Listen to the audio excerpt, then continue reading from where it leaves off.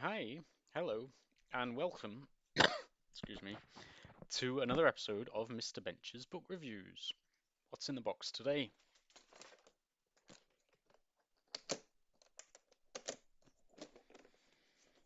It is, excuse me, Julia Donaldson, Bombs and Blackberries, a World War II play, illustrated by Thomas Docherty. Maybe pronounced Doherty, but I'll say Docherty. That's what it looks like. So it's a play, which I don't think I've had on the channel before. I have had other things by Julia Donaldson, so do check them out. Um, Oh, and she loves doing that. It says the best-selling creator of the Gruffalo. She puts that on the back. That's how she sells so many books, partly. It says it's a dramatic and touching World War II play written by the best-selling creator of the modern classic, The Gruffalo, Julia Donaldson. She's not teamed up with Axel Scheffler for this one, as she often does. She's let Thomas Docherty have a try. So bombs and blackberries, you can see some bombers in the sky, and I guess there's a blackberry bush here, and there's some child with a tag around his neck. I don't know if he's been evacuated or what's happened to him. Let's see. It's a play apparently. It seems quite long. I don't know if we'll get through the whole thing, but let's see. Play. Okay, I'll just go through. Introduction. It is September 1939. I think that's when World War II started. Um, Donaldson is British, at least, so at least for the British. I know other countries may have entered the war later. Um, War has been declared, that's by the British, and a German invasion is feared. Yeah, so it's a very Brito-centric point of view, but that's all right. Millions of children from British towns are being herded to railway stations to be taken to the greater safety of the countryside. It's not. It says introduction. I don't know if this is the sort of thing they would project onto a screen, kind of Star Wars style, or it could be that. Well, it'd be up to the director, wouldn't it? You could do it like that, or you could have a booming voice over a tannoy. Could even kind of simulate the kind of air raid siren type thing. You could go woo woo, and then it is September 1939. War has been declared. Or you could do it like crackly, a bit like a King's Speech kind of thing, like as though it's sounding like it's on the radio. You could even, if you're getting creative, and this isn't stupendously creative, but you could even play in some original radio footage or television probably radio footage of I think that's a famous thing where she says Britain is now at war with Germany. Um, so yeah, you could do all kinds of things, and then you could give this introduction, or you could just kind of try to make it clear what's going on, or you could put it in the program if you didn't want to put it on the actual stage. So it's good to have an introduction. It's good to provide context, whether it ends up on stage or not, or the voiceover, or just in the program. It gives the director and the actors and everyone else involved in the production a bit of context. So I approve of that. So millions of children from British towns are being herded to railway stations to be taken to the greater safety of the countryside. The play follows the fortunes of the Chivers family. It could be pronounced Chivers, I'm going to say Chivers, from Manchester during the first 2 years of the Second World War. Although the family and the other characters are fictional, the play is based on the facts of the Manchester evacuation and the Christmas Blitz of 1940. Oh, and this is actually going out on Christmas Day, so I've been very topical here. The play can either be staged, or it can be read at home or in class, or on a YouTube channel. There are 29 speaking parts, 14 for girls, 14 for boys, and one, the wireless voice, wireless means the radio, for either a girl or a boy. Okay, so she's aiming it. She thinks kids are going to perform it, otherwise she'd probably say women and blokes, or she says or in class. So it's intended to be put on by children. I mean, it seems to be focusing on children as well. Maybe some adult parts in it, we'll see. Additional children could appear in the railway carriage. 28, 29 is actually quite good as well, because that's It's not quite a full class, I don't think. I don't know what class sizes nowadays. I think I had 30 odd children in my primary school class, but it's about a class size, right? So it's not bad. Obviously, if you did go to an all boys school, as I did, at least grammar school, uh, you'd have a job getting 14 girls together. You might have to do a co-production with another school, or just have them all be boys, or have boys play girls. Plenty of options. It's nice if the director has a bit of freedom, or the casting director, casting officer, casting head of casting. Not sure. Although at a school it'd often be pretty much the same person. You'd always have individuals fulfilling every role. Often people like that would wear multiple hats, as people of the theatre like to do. Additional children could appear in the railway carriage, street, and playground scenes, joining in with the chants, games, and songs. The play can, however, be read in small groups, with some children taking more than one role. Well, that's good, so it's flexible.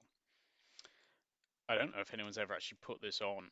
I've never heard of it before. Bombs and Blackberries.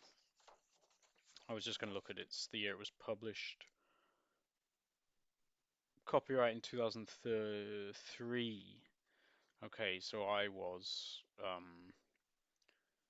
I was just leaving school, so if this was being put on, I wouldn't have been around at schools to see it.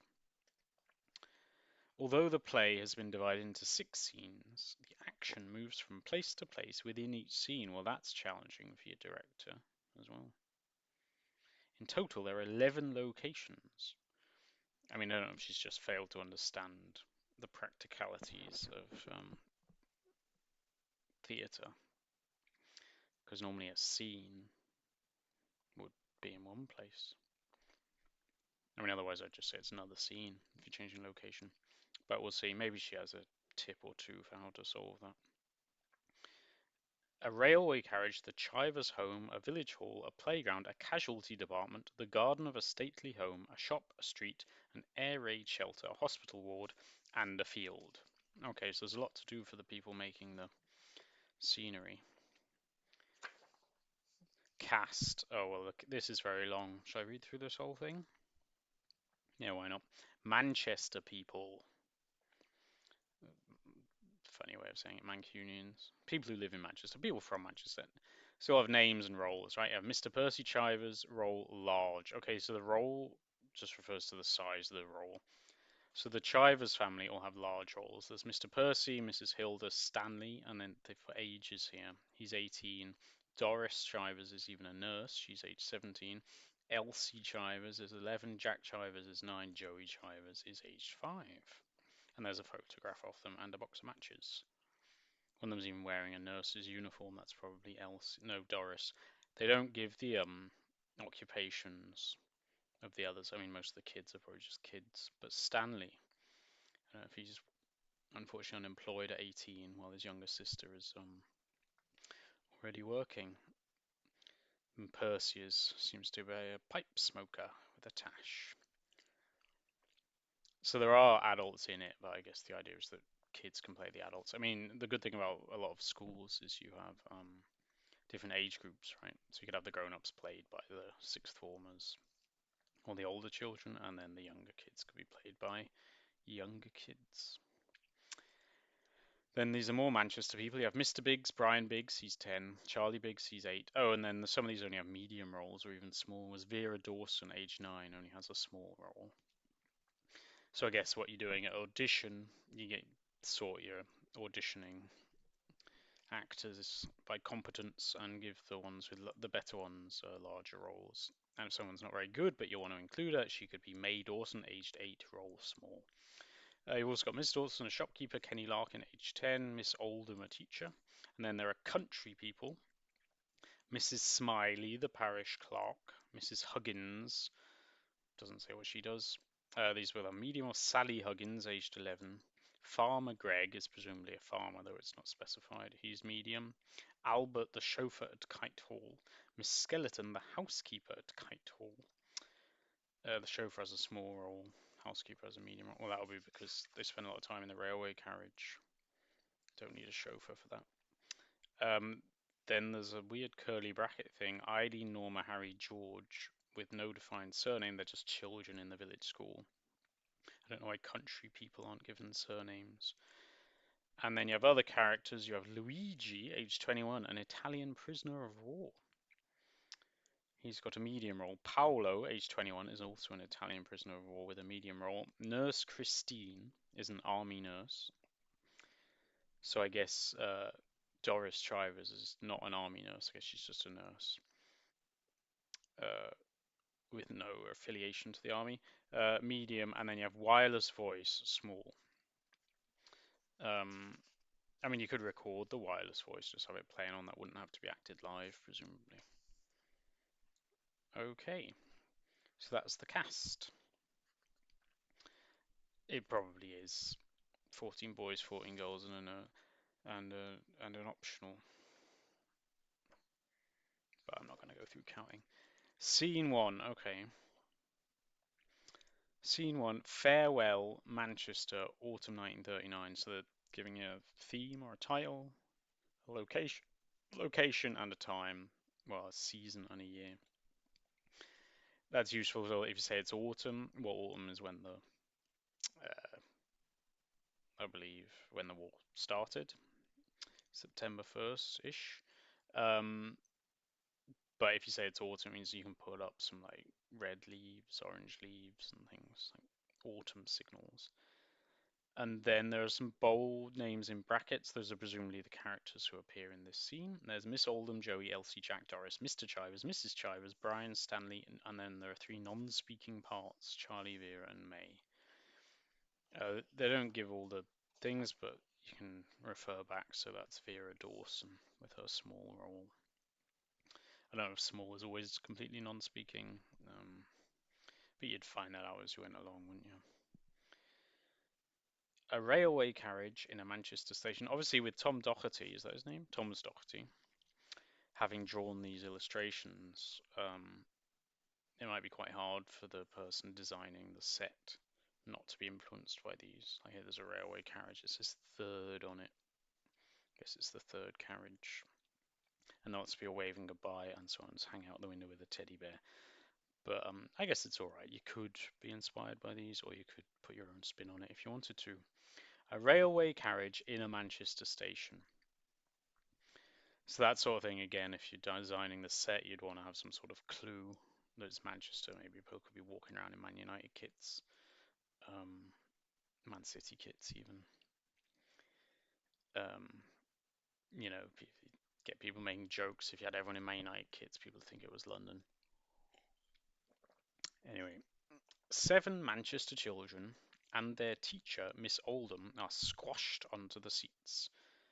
So I guess this is inside the railway carriage actually, so this image on the platform wouldn't do you much good. The children are Elsie, Jack, and Joey Chivers, Brian and Charlie Biggs, Vera and May Dawson.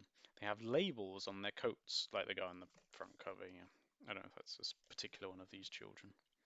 Probably one of the ones with a large roll. If I had to guess, I would say that's probably Jack Chivers, but I don't know. They have labels on their coats, gas masks in boxes around their necks, and rucksacks in the luggage racks. Rucksacks in the luggage racks. That's quite poetic. I mean, she writes in rhyme. Does Donaldson. Miss Oldham. Ready, children? 1, 2, 3, 4. Oh no. 1, 2, 3, 4. She's counting on a song because there's a song. Children singing. Oh, they give you the notes here. That's really nice. Look, they give you the notes of the songs. I did know that Judy Donaldson's a songwriter, but in some of her work, she does include little songs, but doesn't give you the notes for them. But this is good. I don't know enough about music to be able to sight sing this precisely. I mean, it's got 3 flats in it. It's in 2/4 time, which is probably meant to be the railway going, well, a march, I think you often call 2/4. Should we see then if we can get on? Oh, here we go. So this is the song. Farewell, Manchester, noble town. Here we go. Oh dear. Farewell, Manchester, noble town, farewell. Here with loyalty every breast can swell. Wheresoe'er I roam, here as in a home, ever dear Lancashire, my heart shall dwell. Okay, that was a bit tricky. Um, I think having these three flats will be some specific key, but I expect you could get a music teacher involved who could probably play the piano and practice that with the children. Lancashire, I guess Manchester's in Lancashire, so that's a nice thing. Farewell Manchester as well. It's the sort of thing that's like, audience, we're saying goodbye to Manchester. So it means you don't have to just put. So even if you couldn't get your hands on a load of kids in Man United kits to indicate that it was Manchester, you put it in the song, and then it's obvious to everyone. So they're saying goodbye to Manchester, and they're not going to forget it, and they do like Manchester. And they're saying, "Ever dear Lancashire, my heart shall dwell." Um, Suggest they're even going further afield, even outside the county, or some of them are. Don't think it said where they were headed, but we'll probably find out. Okay. Okay, and then we're gonna get. Well, we already had Miss Orton, so Joey standing up and looking out the window. Our mum's crying. Elsie, Jack, our mum's crying. Elsie, our mum's crying. You just say mum's crying. Okay, Joey. Funny way to words. Elsie, sit down, Joey. This is where you have to look at the different ages to understand the power dynamics. Elsie's 11, right? So she's his older sister. Okay. Why is she crying? Doesn't she want us to have a holiday in the country? Oh, they're not been told there's like a war on. They've just said go on holiday. That's a bit sketchy. Sit down. Miss Olden. Yes, sit down like everyone else, Joey. You've already said goodbye to your mum. Joey sits down. A whistle sounds. That'll be a train whistle thing, like a guard's whistle. Jack, we're off. Joey jumps up again. Joey, bye bye, mum. Miss Oldham, sit down. Joey takes no notice. The other children jump up and jostle each other at the window. Children, goodbye, goodbye. So they're waving goodbye as the train leaves the platform, right? Miss Oldham, sit down, sit down. The children sit down and freeze. Freeze in inverted commas. I guess that means like the acting thing, like they just stop as though we're now looking somewhere else. Because then it's just the Chivers home, so I don't know if you have to like put this in the background and then you have to kind of get, or you have a spotlight in like another bit of the stage. So they freeze, lights go off on them, and then everyone starts looking at the Chivers home. I guess that's how she's intended it to be done.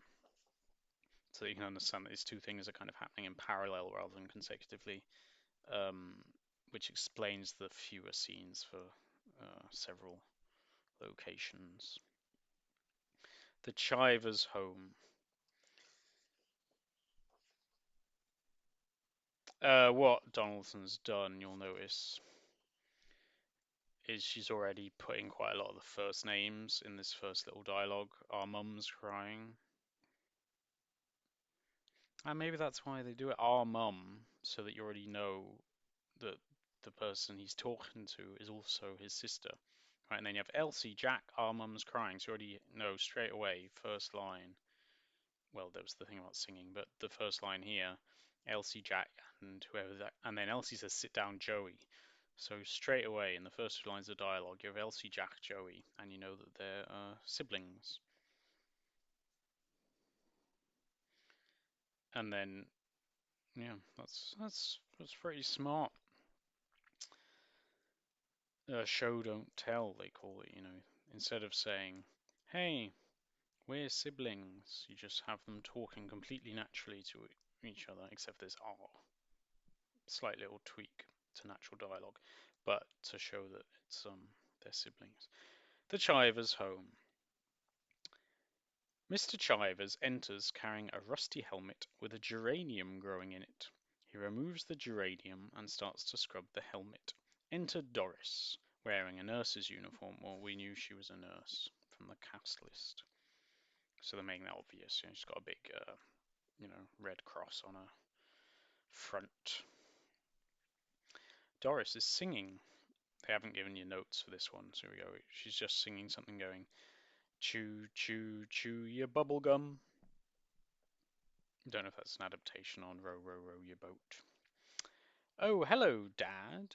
What are you doing? Mr. Chivers. What does it look like? Doris. It looks like you're trying to kill that geranium. Put it back in the flower pot, Dad. Mr. Chivers. That's no flower pot. That's me helmet. That is me helmet. Will be because she's actually written me. Like we know they're Mancunian anyway, or from Manchester. So you don't really have to do that. You can just say that's my helmet and then leave it up to the director to say why don't you do it, or even the actor, if the actor is given this freedom to put his Mancunian spin on it. I always find it very difficult when they try to write the dialect in the orthography. Doris. Yes, I know, but it's been a flower pot for years. Mr. Chivers. It did me for the last war. That me actually means me. And it will do me for this one. Oh, so he's been in both wars, Mr. Chivers. Doris. Don't be daft, Dad. You're too old to fight. Mr. Chivers. That's as maybe, but I don't want a lump of shrapnel in me skull when I'm putting out fires, do I? Don't want a chimney pot braining me when I'm digging folks out of the rubble. Um, I don't know how aware people were. Well, no, I guess if they're being evacuated, then they do know or already that there's going to be some bombing of the cities. So him talking about taking people out of rubble does make sense. You don't know. I mean, this isn't like the first day of the war, right? It's probably been going on for a couple of months. Doris, what's that supposed to mean? Mr. Chivers, it means I'm joining the fire service. So he's going to be firefighter Chivers. Enter Mrs. Chivers. Doris, hello, Mum. Are the kiddies away then? So she is also related to them. She's 17 apparently, so she doesn't get evacuated. And she calls, there's a 6 year gap till you get to her younger sister Elsie. And she calls her a kiddie. Aye, they're away. Mrs. Chivers says aye. I don't know if that means she's supposed to be Scottish,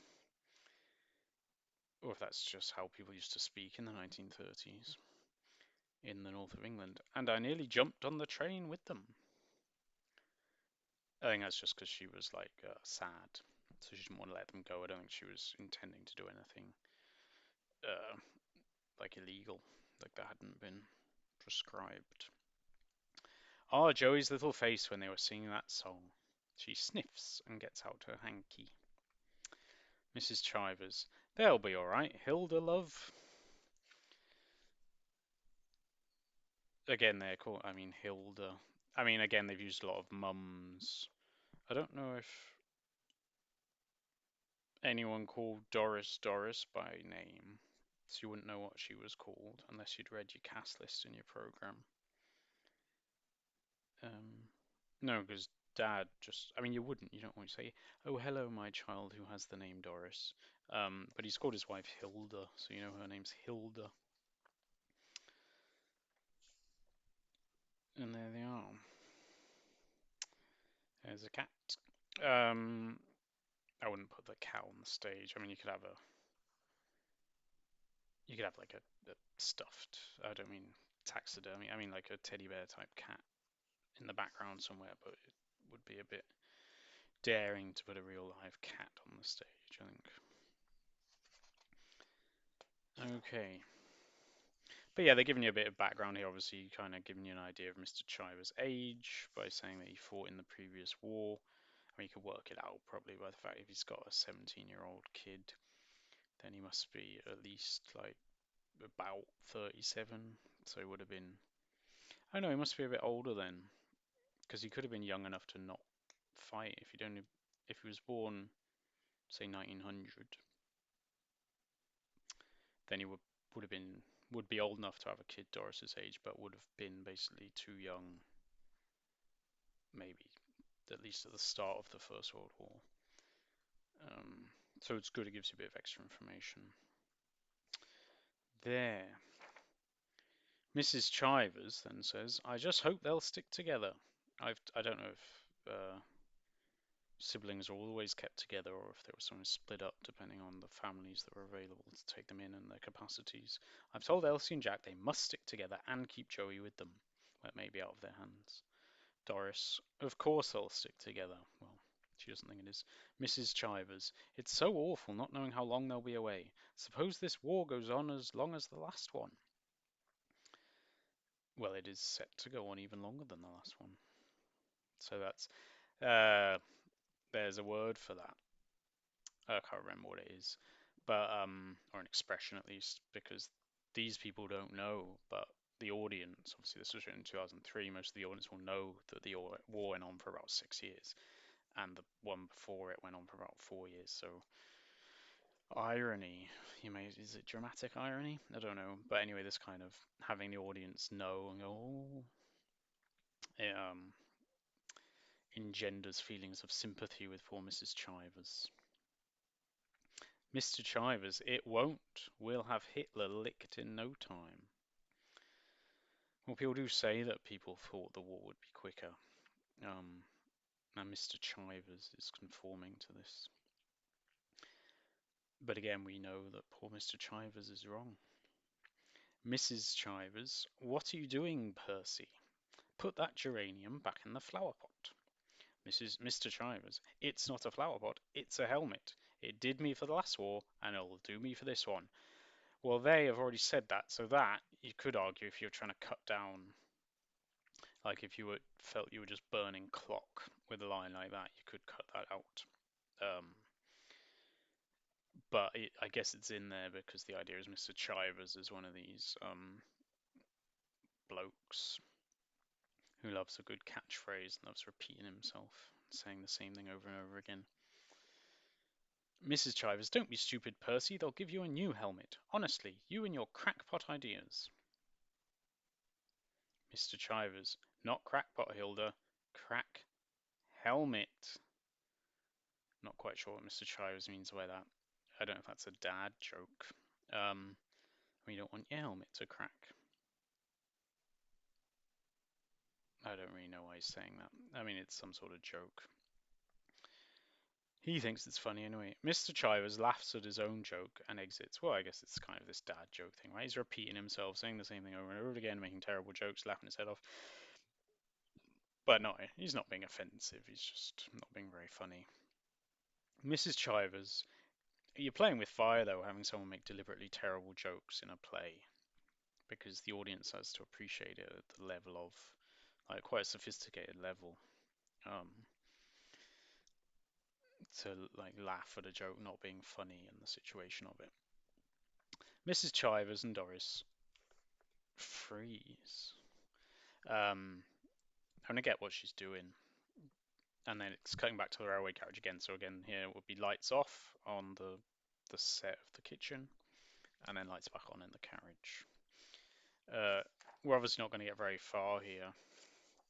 I'll probably go to the end of what Donaldson calls scene one, and then leave you to discover the rest for yourselves. The railway carriage. There's obviously a lot more to discuss because of it being a play than in other books, where you can pretty much get through the action fairly quickly. The railway carriage. Joey is holding a little wooden horse to the window and making clip-clop noises. That's nice. Nowadays, it's always girls like horses. Horses are girly in like stereotypical gendered interests of children. So it's nice that they've given the boy a horse. Joey, look, Clopper. I guess Clopper's the name of the horse, which I wouldn't have cottoned on to if they hadn't said making clip-clop noises. So that's useful. That's a useful stage direction. Look, Clopper, a station. What station was that, Elsie? Elsie, I don't know. They've painted out all the names. It's to confuse the Germans. Joey, I don't want the Germans to come. Jack, it's all right, Joey. They won't get far. We'll set traps for them. Brian, don't talk so loud, Jack Chivers. Some of them are here already. They're all disguised as nuns and monks. Jack, don't be daft, Brian Biggs. I don't know if this was common to address each other by first name and surname. And particularly if you're worried about people listening in, that's particularly reckless. Like a nun or a monk might hear you and know both your first and second name. Although I guess they've all got these tags around their necks, so the children aren't really very incognito at all, are they? Can you see any nuns and monks on this train? It's full of school kids. Brian. What about the guard? He could be a spy. He's got yellow hair. Is that a reference to like Aryans? Jack. So what? Brian. So the Germans have all got yellow hair. Don't you know anything, Jack Chivers? Jack. Yes, I know that you're a dafty. Dafty. I guess means like a wally. Um, Germans have all got yellow hair. I mean, that's obviously playing on this whole Aryan stereotype thing. And these are children, so they probably don't really know what's going on very well. Hitler famously did not have yellow hair.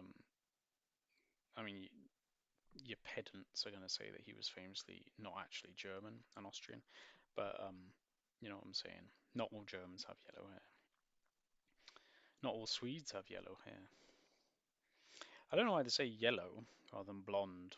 Um, Blonde is normally the word used for hair when it's yellow. Anyway, Miss Oldham. It's actually called Miss Oldham, and she's from the north of England. I think Oldham is in Greater Manchester, so she must have roots in Lancashire going back generations if she's even called Oldham. Pipe down, you two, and pull your socks up, Jack. Don't know why he has to do that. We're nearly there. The tidier you look, the sooner you'll get chosen. Oh, so they don't know exactly where they're going. So they are going to try to find a family that can take 3 kids if they want to stick together. So it may be kind of up to them to influence Barley. Joey, still holding his horse to the window. Horses! Look, Clopper, horses! Is the idea that they're kind of in the countryside, or are these city-based horses? They're going to fight in the war, like you. Brian, no, they're not. You don't get horses in the war. Joey, yes, you do. Our dad said so. He was in the war. Brian, that was a different war. Joey, well, Clopper's going to be in this war. Clopper's a war horse. There's a famous film, possibly play, called War Horse. So I'm pretty sure that's accurate. I don't know which war that's about though. And there's a thing in it's one of these really All Quiet on the Western Front. I think it's called. There's a famous scene where horses are involved. It's pretty brutal. Uh, so yeah, horses being in war is a thing. So that's nice and educational. Who was it? Brian didn't realise that you got horses in war. Brian to Jack. Your little brother's as daft as you, but Brian's the one who didn't know anything about horses being in wars, isn't he? Oh, in the war. Well, Brian thinks that they've transitioned away from horses for this war. Don't know. Doubt it. Oh, and obviously you got horses in. I'm pretty sure All Quiet on the Western Front is First World War. Sounds like it. Yeah, I think so. Anyway, Miss Oldham, don't start that again, you two. She doesn't. I mean, her job here as teacher would be to step in and provide clarity on whether they're going to be horses in this war, but she doesn't. She just says, "How about another song, everyone?" I mean, she's not got an easy time of it. It's not like your day-to-day teaching, is it? Taking a load of kids on an evacuation. How about Run, Rabbit, Run? Children singing, so they know it already. And Donaldson's given us the lyrics, the stave again. Here we go. This goes something like this in 4/4 time. It goes, run, rabbit, run, rabbit, run, run, run. Don't give the farmer his fun, fun, fun. He'll get by without his rabbit pie. So run, rabbit, run, rabbit, run, run, run. And the children freeze. And then there's another half a scene in the Chivers' home. Let's just do that and then we'll be done. The cat's in this one again.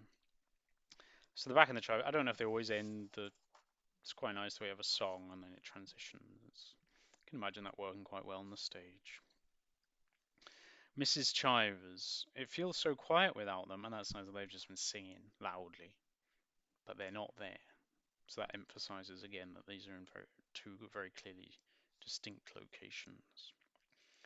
It feels so quiet without them. I mean, the city and the country are two very distinct locations. If you've ever played the Sherlock Holmes card game, you'll know that. Because they have city, I think it's London, not Manchester. But being in the city and being in the country can make a big difference to a lot of things. Doris, come on, Mum, you're always on at them to keep the noise down. Mrs. Chivers, I know, and now I miss it. Enter Stanley Chivers singing. Stanley is the 18-year-old kid, so someone who's just become an adult. Stanley, there's something about a soldier. There's something about. Oh, hello, Mum. Mrs. Chivers, why aren't you at work, Stan? I didn't go into Metrovic. I've been down to the recruiting office. Metrovic, I don't know what that is. It sounds a bit like, cause I don't know what Metrovic is. I really don't know what that is. It could be a supermarket. Mrs. Chivers, what? You've never joined up? Sitting down. Oh, Stan, what a moment to pick. Doris, did you pass the medical, Stan? Aye, I'm fighting fit. I'm off tomorrow. His mum says aye, so that could just be something that he's got off his Scottish mother, or it could be just the way they all talk in Manchester.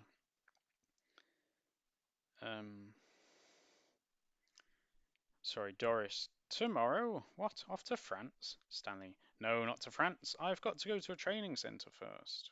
Mrs. Chivers. Oh, Stan, why wouldn't you wait to be called up? After all, you'd be helping just as much by staying on in your job. We all know Metrovic is making weapons and such like. That's quite nice. Because people like me are like, hey, Metrovic, what's that? Particularly in the play, you're not even reading it, so you hear it and you goes, Metrovic, and it's like, what? And you know what's going on. But then Mrs. Chivers says it in a very clear sentence. You can imagine some of the older generation, older than Stanley anyway, probably talks a bit more clearly as well. So she says, we all know Metrovic is making weapons and such like. So then you know exactly that Metrovic is an arms factory.